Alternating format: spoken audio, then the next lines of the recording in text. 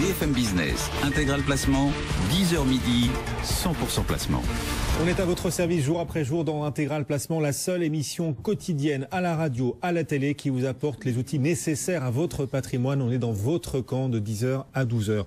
Vous êtes d'ailleurs de plus en plus nombreux à nous interroger sur un montage qui a le vent en poupe, la société civile à l'impôt sur les sociétés. On va vous expliquer ce que c'est le plus simplement possible et pourquoi vous pouvez y avoir éventuellement intérêt avec William Pichon. Il vient de nous rejoindre. Bonjour William. Bonjour Guillaume. Responsable du département ingénierie patrimoniale pour Haussmann Patrimoine.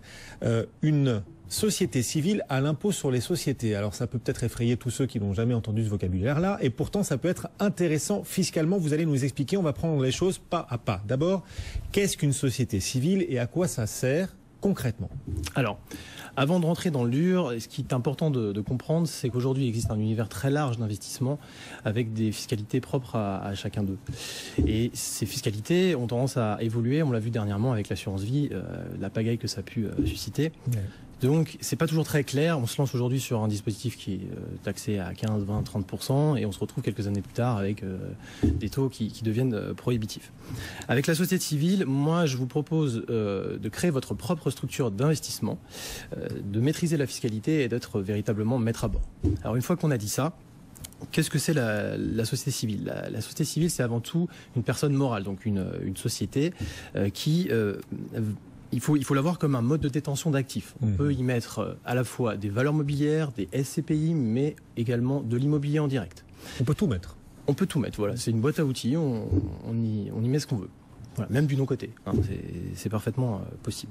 Et ça va permettre comme ça à ceux qui la détiennent de réaliser des objectifs en fait économiques et fiscaux qu'ils n'auraient pas pu obtenir s'ils avaient été en direct. Voilà. D'accord, donc la société civile immobilière, elle offre, ou immobilière ou pas d'ailleurs, la société civile tout court, elle... La société civile, voilà, c'est un mode... Exactement, c'est un mode de détention d'actifs de tout type, hein, vous nous disiez, mobilier, immobilier, comme on veut, et ça permet d'atteindre des objectifs qu'on n'atteindrait pas si on ne crée pas cette société civile. Voilà. C'est ça le principal intérêt, le principal avantage. Juste, c'est facile à gérer ou pas? Très facile, on nomme un gérant statutaire ou même plusieurs, il peut y avoir plus qu'un co-gérant, deux co-gérants, et ça se fait assez simplement. Bon, et en quoi c'est plus avantageux qu'une détention directe par un particulier, voilà, que ce soit pour des valeurs ou des actifs mobiliers ou immobiliers? Et là, on rentre dans le dur. Parce qu'effectivement, aujourd'hui, on a vraiment une dichotomie entre des valeurs mobilières qui bénéficient de la flat tax, hein, qui est très intéressante aujourd'hui, y compris pour les dividendes, et on a, à contrario, l'immobilier qui est vraiment surtaxé. On le voit pour rien que des tranches à 30%, hein, c'est quand même la plupart d'entre nous. On monte à 45% d'impôts et pour les tranches marginales à 45%, là ça devient vraiment confiscatoire puisqu'on est à 59%. Sachant qu'en amont, on a eu quand même les charges courantes et puis on a eu les intérêts d'emprunt hein, quand on fait l'acquisition à crédit. Donc tout ça, ça devient quand même assez compliqué. La plus-value aussi pour l'immobilier devient assez fortement taxée, hein, 36,2% en début de période pour terminer à 0, mais au bout de 30 ans. Donc c'est vraiment un intervalle très très long. Et bon, tout ça, c'est la résultante des prélèvements sociaux, puisque on était à 0% de prélèvements sociaux en 96, on a eu un coup de grisou en 98 en passant à 10, et là on est à 17,2, donc il n'y a pas de doute que ça va continuer comme ça et qu'on va prochainement arriver à 20%. C'est vraiment une vraie TVA. Et ça, c'est vraiment un gros problème au niveau de la gestion de ce patrimoine immobilier. Donc ce que vous êtes en train d'expliquer, c'est que aujourd'hui le contexte fiscal en France dessert les particuliers pour un certain nombre de placements que vous venez de décrire, et c'est pour ça que créer une société civile peut avoir plus d'avantages fiscalement. Et ce que vous dites, c'est qu'il faut créer une société civile à l'impôt sur les sociétés. Alors ça aussi, il faut nous l'expliquer. Pourquoi à l'impôt sur les sociétés? Comment on fait? Et quels sont les avantages pour le coup? Alors l'impôt sur les sociétés, c'est tout simplement une option qu'on prend en fait lors de la gestion de sa société, de la société civile. Au lieu de décider d'être à l'impôt sur le revenu, donc une transparence totale avec les revenus autres, salariaux, dividendes et autres, là on se dit qu'on va laisser encapsuler finalement ces revenus dans la structure qu'on aura justement créée, et on va bénéficier du coup de la fiscalité des sociétés qu'on connaît tous. Et cette qui est plus légère dans bien des cas que la fiscalité des particuliers. je ne sais pas si on a vu la courbe d'augmentation des prélèvements sociaux, mais la courbe de l'impôt sur les sociétés, c'est tout l'inverse. On était à 50% dans les années 70 et aujourd'hui, on arrive à 25%, 28% et bientôt 25%. Donc voilà, on a eu un transfert carrément de la charge de l'impôt à destination des personnes physiques. Et c'est à ça, c'est de ça qu'il faut aujourd'hui savoir profiter. C'est pour ça que vous recommandez ce type de montage avec un autre avantage, ce sont les amortissements quand on est en société civile à l'impôt sur les sociétés. Qui ne s'applique pas sur tous les actifs, uniquement les actifs immobiliers. Et là, on amortit en composants.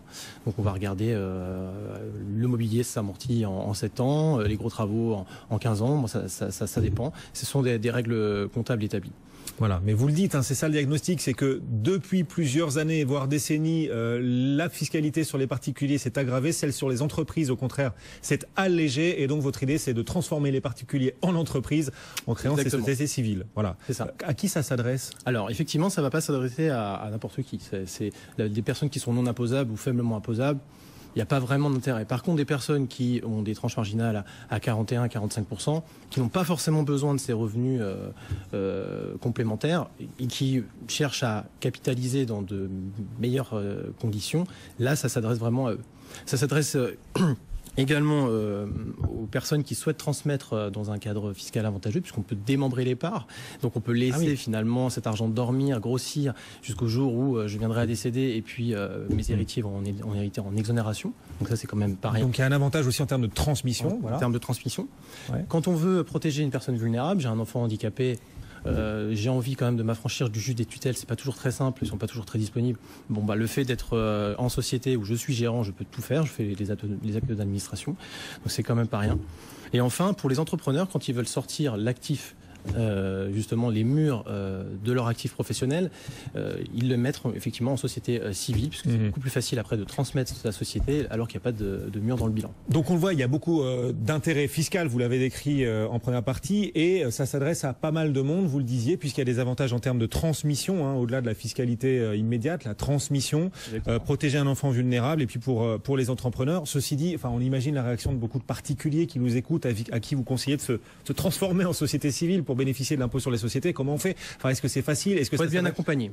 Clairement, il faut déjà faire un bilan patrimonial bien complet, pouvoir après avoir affaire à des personnes bien qualifiées qui pourront vous mettre en relation avec des cabinets comptables qui n'exagèrent pas au niveau des honoraires, les bons notaires qui vont pouvoir faire les actes, et puis l'ingénieur patrimonial également pourra vous accompagner dans la rédaction des statuts. Voilà. Parce qu'il y a des pièges aussi ou des petites limites. Est-ce que parfois on peut dire qu'il ne faut pas abuser des sociétés civiles, même si on bénéficie de l'impôt sur les sociétés quand on choisit ce mode de fiscalité? À partir du moment où le formalisme est bien respecté, c'est bien bordé, il n'y a pas de problème. William Pichon, donc, pour vous éclairer sur ce montage qui a le vent en poupe et qui monte en puissance. Et puis c'est vrai que les sociétés civiles, ça intéresse de plus en plus de monde. William Pichon, donc, responsable du département ingénierie patrimoniale pour Haussmann Patrimoine. Merci. William, à bientôt.